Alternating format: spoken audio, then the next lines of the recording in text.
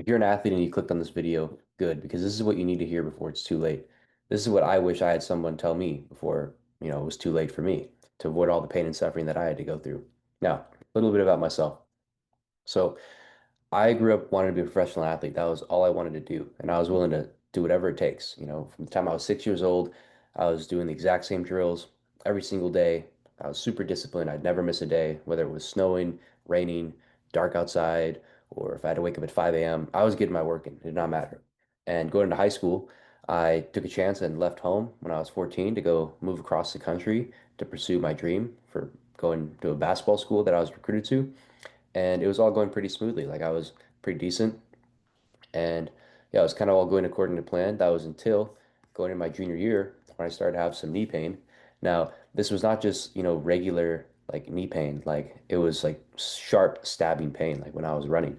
And yeah, like I got to a point where I just couldn't keep playing on it. It got worse and worse. And I was, normally the type to always play through all my little injuries. Like I was a pretty tough kid, but this was like it was different. It was really sharp pain, really bad. So I went to the doctor and got some imaging done, and they didn't really know what it was at first. They were kind of like confused. They thought it was like maybe bone cancer or something. But then I went to a few specialists, and they said that basically my cartilage was like degenerative, meaning it was like falling apart, and I had this big hole in my knee, and like the bone and cartilage was affected. Yeah, so this was obviously no good. Um, I got a surgery for it, and they told me I'd be back in like 4 months, but I wasn't. Like they didn't solve the issue. It kept getting worse and worse, and the doctors didn't really know what was causing it, and they said that I'd never be able to play again.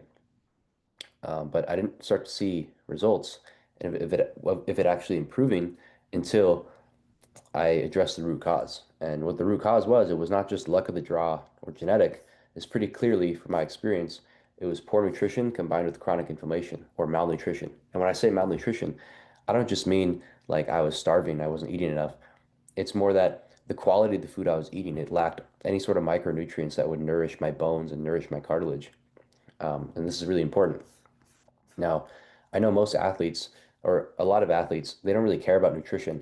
They're like, like I just play. I don't worry about what I eat. I can eat whatever because I'm an athlete.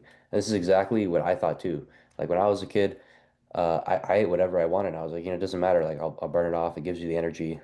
And this is kind of true to an extent, because a lot of the best athletes, they eat like trash. Like they don't even care what they eat. They eat whatever. And that's because their talent is able to carry them. So they feel like they don't need to really focus on these other things. But eventually that'll catch up to them, like it did with me. Maybe you won't get a hole in your knee, like I did, but eventually you're not going to have as much longevity. And you can see this with certain players, like Derrick Rose, for example. Derrick Rose, one of the most explosive athletes we've ever seen, but he had his career obviously derailed by injuries. Now, why was this? Well, it could have been because he loved candy. And when you're eating a bunch of processed sugar, that is going to weaken your bone density and make you more injury prone. And I mean, you see this with Dwight Howard as well. Dwight Howard publicly stated that he used to eat 24 candy bars a day. That is an insane amount of sugar and an insane amount of just sludge he's putting into his body. So it's no wonder why he had these injuries and he was never the same after these injuries. So if you want to avoid this from happening to you, well, you need to accept the reality, and that is that we are just being bombarded with toxins every single day in our food, in our personal care products, from every angle. We're just being hit with these toxins.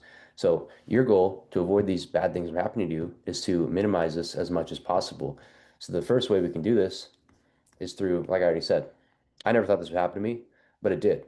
I used to be the type to be like, it can't be that bad, it can't be that bad, but it is that bad. Now, first thing you can do is fix your diet.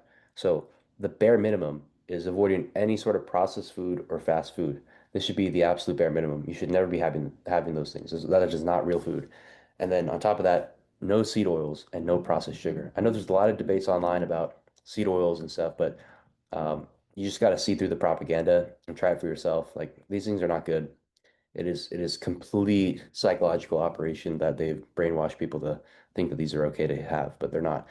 So what is the solution? Well, if you just stick to real whole foods, prioritize mainly animal products, and read ingredient labels to make sure that you're not having any sort of, ingredients that are like science experiments, then you'll already be better than 99% of most people while avoiding processed sugar and seed oils at all costs because these are pro-inflammatory, right?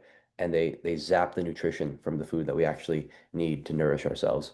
Now, if you want to take it a step further, you could also try to eliminate certain inflammatory foods like gluten and certain plant foods sometimes like vegetables or maybe some beans. Like these can cause issues for some people. For some other people, maybe it's dairy, you know. So you just gotta see for yourself, see what works. But if you just stick to, this basic three here, real whole foods, prioritize animal products, and don't have any, random ingredients in your food, and try to buy organic because you don't want these pesticides because they're literal poison. So yeah, you'll already be chilling. You'll be fine. Now, second aspect is with your personal care products. So this is anything that you're putting on your skin, anything you're breathing in, just anything that you're exposed to on the daily basis. So most commonly, this is like your shampoo, your skincare products, your soaps, your laundry detergent, those type of things. Now, what you want to make sure, number one, is that these are natural options and they don't have any synthetic or chemical additives to them, which nearly all of them do. And the most important thing is probably to avoid fragrances. You do not want to be exposing yourself to these artificial fragrances because these are going to disrupt your hormones significantly.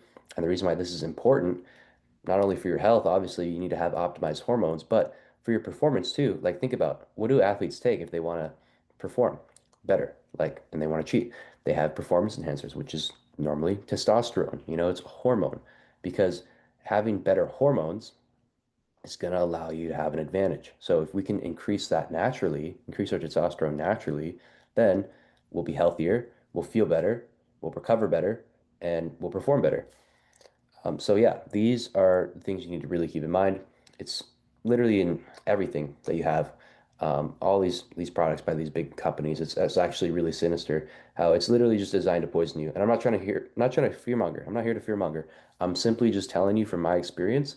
And just when you're actually able to have some clarity and look at what's going on, it's really messed up. But yeah, always try to get natural options. Many of these products you think you need, you may not actually need as well. So overall, hopefully this sparked your interest into this topic and maybe you learned something new. But I encourage you to do your own research to form your own opinion on these things. But just understand that there's a lot of misinformation out there and most of it's propaganda. So don't trust the propaganda, trust the results. Actually, see for yourself if it's going to provide any benefits to you. And if you got any value out of what I'm saying and have any additional questions or need any personal guidance, you can apply for one-on-one custom coaching with me. I offer free consultations. You could just book with the link in my description to see if we'd be a good fit to work together. And that's about it.